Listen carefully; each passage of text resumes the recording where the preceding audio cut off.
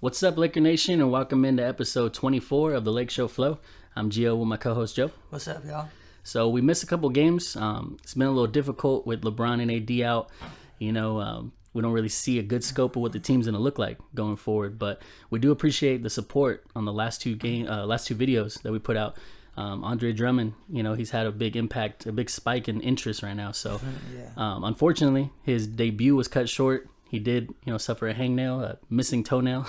And if you ever had one of those, it's pretty painful. So I know a lot of people are like a little concerned, but we'll get into that, how long he's going to be out, and also talk about a little bit about, what we're seeing the last three games that we haven't really recorded any videos for. But if you're new to the channel, make sure you hit the subscribe button. Let us know what you think. Leave us a comment, like on the video, all that good stuff. So tonight, the Lakers did beat the Kings, which it's been a solid win. The last two games before that we got that were wins were against the Cavs and the Magic. So we're beating the teams that we need to beat without AD and LeBron, because and without Drummond now. So I mean, it's looking like our second unit, and even Kuz being inserted from the second unit to the starting lineup, he looked good tonight. Certain players stepping up. So who do you think's making the most impact and taking advantage of these missing minutes right now? Well, I think the four major players that we have to talk about is, like you said, Kuz. We got Dennis. We got Montrez, and then I would say that Morris has been stepping up too. Yeah, Morris looking good. I think those are like the four that have kind of like made the leap that they need to. I feel like KCP had a good night tonight, but I feel like when it comes to Kuzma, the scoring's there, but I feel like he's still trying to figure out how he could help other than scoring. Because obviously, if you watch the Lakers play in the past, and I've just followed the team in general, you know that Kuzma's had nights where he could go off with scoring. But I think with him, he's been really focusing on trying to figure out how he could get people involved, because we talked about a few videos ago that someone else has got to get assists other than Schroeder. So I like what I'm seeing from Kuzma. He's still doing everything he needs to do.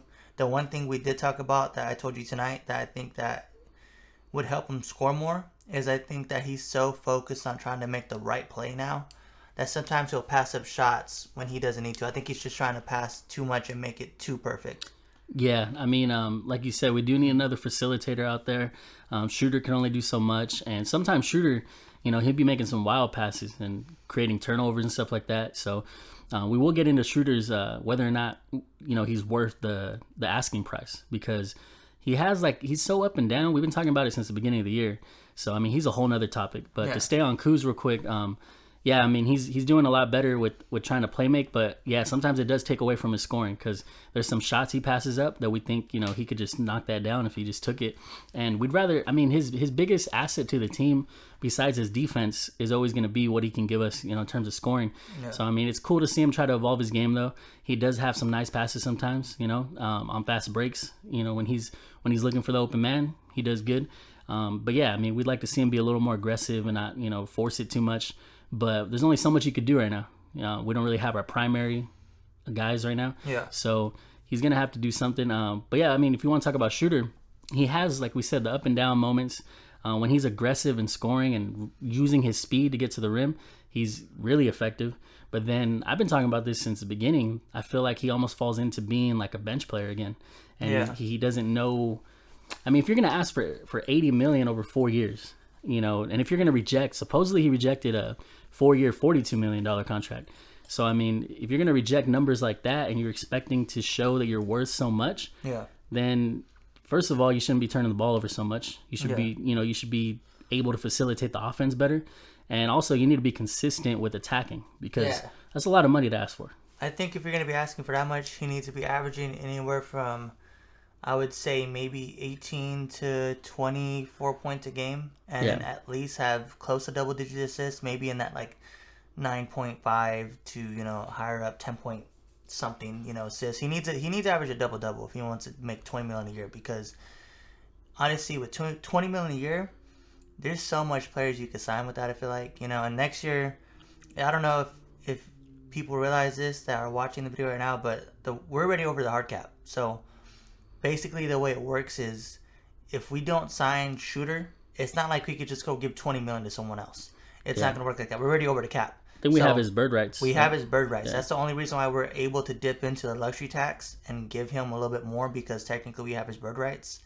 And like I said, if he walks, we're kind of screwed and have to give someone a minimum, or maybe not even sign a point guard to have THT or Alex Cruz, so one of those guys lead the point guard position. So it is important we sign him, but it's also important we don't overspend. Like, it's just a hard thing to juggle, because you don't want to get stuck paying someone $2 million for about 4 years, because if he doesn't, let's say AD and LeBron, stay with us for another year or two, and he's just like the Dennis Schroeder of like the beginning of the year, because I feel like when AD and LeBron play, he kind of doesn't know how to play with them. He kind of gets like lost in the sauce, as people say. Yeah. So I feel like that would be hard to balance. I don't want to pay someone $20 million a year that can't be that third guy. Yeah, and like I said, I feel like, I mean, if he could learn how to run an offense, how to set the tone at least, even when LeBron's there, because if we add that dynamic of we have a starting point guard that could start scoring early, and then it causes attention, and then LeBron could get open, AD he can dump it off to them. Like, he can establish his tone. If he could do that in the playoffs and give us a good starting point guard, then maybe he's worth it. But he gotta give me like a double. Yeah, he gotta give me like 15 and 10. Yeah, I think to earn that money. Yeah, he might be overvaluing himself. And I mean, don't get me wrong, a team will pay him that, but he's not going to end up on a contender. No. Because there's only a few teams that are contenders, and they're not going to pay him that much. And I mean, we've been hearing these rumblings about Steph Curry too. So I mean, we could even get into that. I don't really believe that it's a thing that's going to happen. I think Steph is really loyal to the Warriors, regardless of how bad it is. I don't think he's blind to the fact that they don't have Clay. They don't have Clay. And I mean, I think Draymond's been like up and down. So they have a young center, Wiseman, who's 7 feet tall. I mean, they have pieces there. But another thing too that we talked about, even if it was to happen, we would have to get rid of everything. The only people would be able to keep was LeBron and AD, and even then, I don't know how you'd make it work. They might all have to take pay cuts like the Miami trio did. Yeah, they would all have to restructure their contracts. All have to take pay cuts, which I don't know if they would do. But even then, it's a lot to ask to give up all these pieces for. It's basically like LeBron's gonna have at that point maybe 1 more year, 2 years, depending on how it goes. Yeah. And then that'll be it. And I mean, it's still good to be left with Steph and AD, but there's just so much young talent on this team that I feel like it's not a necessity. And I just don't expect it. I feel like Steph Curry is really loyal to the Warriors. I think him and Damian Lillard are kind of the same. Like, they're loyal to the franchise they're on. Only thing with Steph is he's actually had success with it. Yeah. And I don't think he would just leave Clay like that either. Yeah. Because Clay had a choice to make too, and he could have came to the Lakers. Yeah. And he's signed before we could even really meet with them, I think. So he's showing loyalty to Steph and the Warriors, and I think Steph will show the same. So it's fun to think about. Supposedly, there's a lot of reports that go out about the Lakers, and we don't know which ones are true. We don't even know if that extension was exactly right with the numbers. We don't know if LeBron's actually recruiting Steph, because there's a lot of that. I even saw a rumor that Marc Gasol wanted to get bought out. So there's always stuff floating around. And I mean, the Gasol one's kind of believable, but at the same time, I feel like it would have been worked out before we got Drummond, because he had to know he was coming. So yeah, I feel like segueing into that, I guess, we were talking about the odd man out when it comes to minutes. Obviously, Trez has established himself as the starting backup center, pretty much. I mean, he's earned it. He's averaging, I think it was 20-something points the last 7 games. Yeah, it's consistency, too. Yeah, so he's consistent. I like Trez as our backup center. I don't think we talked about it a few videos ago about trying to run him and Mark at the same time, but it doesn't work, But I feel like with Mark, it's good to have him because you never know. I mean, well, look what happened. Injuries happen, like you said. I mean, Andre went down, obviously. Trez, you never know. I don't want anyone to get hurt, but you just never know. So, it's good to have it. I wouldn't completely just shut him out of the rotation, though. If there's anyone that needs to be shut out, honestly, we've talked about it so many times. It's probably not going to happen, but I think it's Wesley. I think Wesley's the guy that needs to be the odd man out. If someone's going to just get cut completely with no minutes and just sitting there, I think it's got to be Wesley. Yeah, and I mean, you bring him back in if we really need it in the playoffs, run him out there, see if he brings some energy. Because remember that stretch where he wasn't playing, him and Keith, and he came out with some fire first. Yeah. Like we said, Keith's been looking good. even with the headband back on too. So that scared me when he put it back on, but he's still been doing good. I thought it was a headband thing because he took it off and then he got his mojo, but now he has it back on. So he's still playing good. But yeah, like we said with the rotation, it was surprising that we didn't throw in Mark until we absolutely had to. I think that was a little weird because with the second unit, I mean, like you said, it's not going to work 100% of the time with him and Trez in there at the same time. Yeah. I mean, it could though, because he's a passing guy, you know, and he could sit at the 3 if he has to. It's a lot of. You'd have to guard those power forwards. Yeah. On the defensive end, he's not. And he already gets burned. So, in spurts, Marc Gasol is still good to have. And like we said with the injury bug, that's been really hitting us. As we talked about Wesley, he got hurt again. He came into this game with a neck issue, and then he hit his neck. So we don't know what's going to happen with him. But we just have bad luck this year, like with LeBron, AD, the COVID stuff. It's been really tough. And then, you know, Lord forbid something happens with Drummond. It's a longer term thing later on. We need to have someone for depth. So as long as Gasol... I feel like, sorry to cut you off, I feel like you should just run Gasol honestly 10 minutes a game. Yeah. 5 minutes each half. Give him something. Throw him out like 2 minutes for every quarter. Basically. And I mean, there's even a scenario I saw floated around. I don't know how much I like it, but if we have Gasol still start and then have Drummond off the bench, someone was saying that. I don't think so. And I don't think we would have got Drummond if he wasn't to do that. I mean, he is signed already, so technically we could do it.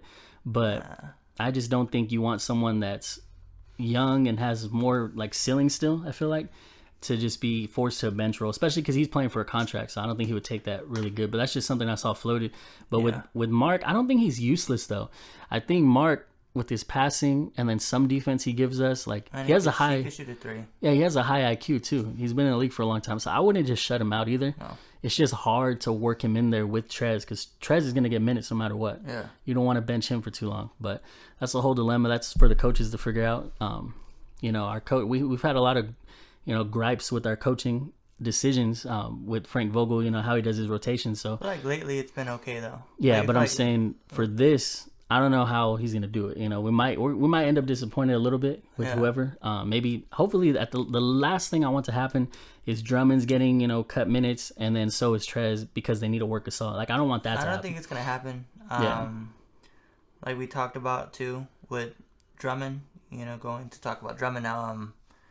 We talked about we got a small sample size of what he could do with the team. Yeah. Some Laker fans are probably upset, thinking like, oh, you know, he didn't do that much, but it's like it was his first game. It's against the Bucks. Like, what do you expect? We don't have no one there. He's kind of learning the system still. You know, he's learning how to play with different people. But I could honestly say there was a few plays I could see. Defensively, he altered shots. People thought about shooting when they got to the paint when he was there. And he had this block where he pretty much went down. He went up to block something, and then as soon as he hit the floor, he went right back up. You know, so like that's something that Mark can't do and doesn't do. Mark doesn't even jump the first time sometimes. Yeah, he just puts his hands up and backs up. Yeah. So he's got almost like a real life pogo stick bash if you guys play 2K. Yep. Because he can jump, you know, back to back to back if he has to. So, I mean, yeah, he had those plays where Giannis was kind of like bullying him a little bit, but that's Giannis, you know? Yeah. If you see him getting bullied by someone like tonight, Rashawn Holmes or something, then I'll be concerned. Yeah. But I mean, Giannis is going to get his points. Giannis is a back-to-back MVP. Yeah. Like, you're not going to stop Giannis, you know, but it was even cool to see them even try to do it, though. That's how much faith they have in him as a defender. Yeah. You know, and there were some plays where he did alter some shots, and there were some plays where Giannis, you could tell he settled with a mid-range. He didn't try to go inside. So I feel like the only time he got the best of Andre was, like, transition stuff and stuff where it's just, like, more of a movement thing. But when it was just, like, a half-court set, and, you know, Giannis got the ball at the top of the key and had to turn around and look at Drummond, I feel like Drummond held his ground. I think Drummond's going to be a huge upgrade from Marc Gasol. The thing with Drummond that I hope that he just accepts his role, because I've heard other people say this too about sometimes with these guys that are trying to get contracts for next year, they try to do too much and it hurts the team because they're trying to ball out and get, you know, their contract money for next year. And they don't just accept their role, you know. So hopefully he could just accept the role and not worry about trying to get money for next year. And the thing with him is he has it like the situation couldn't be more ideal. Like all he has to do is be the guy. Like I told you before, when I wanted him to sign here, was you have a chance to be the reason that people say, hey, the Lakers repeated because that Drummond signing, like it was big for them. When he starts getting blocks in the playoffs, when he's rebounding like crazy in the playoffs, that's all he needs to do. Just do what you're good at, and everything else will come. The second chance buckets will come. He'll have double-digit scoring. He'll have double-doubles, so if he forces it too much, it's just going to hurt the team. So if he knows his role and he knows that he's going to shine no matter what. You help the Lakers win a championship, you're going to get a contract somewhere. You know? Might even be the Lakers if he wants to take a little bit less. But I don't know how that works with salary. I don't know if we'd have to get, maybe we'd have to sacrifice someone, but we can bring him back and have him and AD, since their ages are the same. They've both been in the league the same amount of years. That would be a nice duo to have. But I don't know how possible. Basically, Twin Towers all over again. Pau Gasol, Andrew Bynum. Yeah, shout out to the Lakers back in the day. Except we don't want it to be like Bynum was so injury prone towards the end, but he could have been broke his knees. He could have been great though. He was nice. Started getting one coach's wives. Did he? Remember? I think he slept with someone's wife. Was it in Philly? I think it was Philly. He slept with someone's wife. He started looking like a bum too. He started growing his hair out, all crazy. That's some of the tea for the day. Andrew Bynum. Had your wife. Hey, him and Gasol together when Bynum had that year. He had a good 2 years. It was back-to-back championships. Well, yeah, see, we would have won. We probably would have beat the Celtics if he was healthy that year. Yeah. We lost to Boston, but that's a whole nother what if. But he was good. I remember the first game I saw him come in, and he was like, him and Shaq were going back and forth. Yeah, that was that spin move. Yeah. Off of Shaq. So once you see Shaq almost killed him after that. Once you see that though, and he's not afraid to go against the Diesel like that, you're like, okay, this guy's he's gonna be good. But that'll help us now. But anyways, it could be like we're trying to say. Yeah. Having two, Drummond's not even 7 feet, but he's still one of the taller centers. I would say, having two big guys in the middle that are both athletic. It's not like Drummond's like really slow, and can't move. He's athletic too. So and it would help AD. He even said, Drummond said, he'll take away from some of the bumps that AD will have to go through at the 5. So it would be nice, but we don't know about how possible it is with the cap because we still got Kuz's contract on hand. We still got to figure out THT, and we got KCP. I think here's the thing with KCP. Like we said tonight, he had 4 threes. If he can just knock down 3 to 4, we saw a crazy stat when he scores 12 plus. Our record's 25-6, which is crazy. Yeah. I don't know how much that says. I don't know if I want to say that, hey, we rely on KCP to hit that 12. I think KCP just needs to be a better defender. I feel like because we're looking for a wing defender, supposedly. Yeah. For that last roster spot, but he's supposed to be the wing defender. I don't know what's going on with him defensively, but if you're not going to offer offense, at least offer defense, and he's not offering defense, and he's not consistent on offense this year. So it's just one of those things where the way our roster is constructed right now, we kind of have to start him. Yeah. Because we can't put THT in there and then have him be a corner spot up shooter. That's just not his role. So when we're healthy though, I don't mind KCP. It would be nice if he got a little more lockdown. I think the team's gonna look different when we have Andre Drummond in there. Yeah. If you noticed, our players, like our wing defenders, it seems like they have more confidence knowing that there's a big guy down there, that even if they get beat, there's some help, there's someone athletic. So overall, I think KCP will be fine. Hopefully he earns his money because we did give him a decent contract. Yeah. I don't want him to be like, I got my bag, let me just stop working. So, but tonight was a good game. It was a fun game to watch, even without, basically 3 of our main guys, because Andre Drummond, he's automatically one of our main guys. So we got a good win tonight.